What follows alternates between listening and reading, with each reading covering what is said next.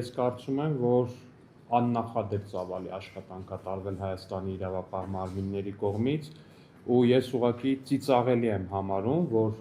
որքան հասկանում ենք, այս պայդրությամբ ուժեղ Հայաստան կուսակցությունից ընտրակաշառքի համար չեն ձերբակալվել երևի թե 7-8 հոգի, ճիշտ եմ հասկանում։ Ու դրանցից մեկը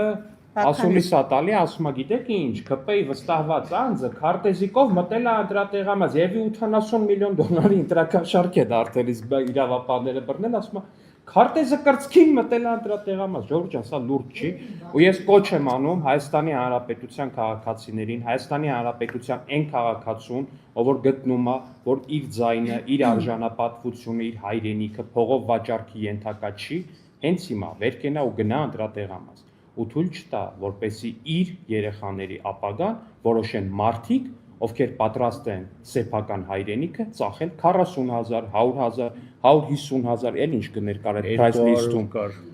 Այդ price list-ով պատրաստ չի իր հայրենիքը ծախել։ Հայաստանի Հանրապետության քաղաքացի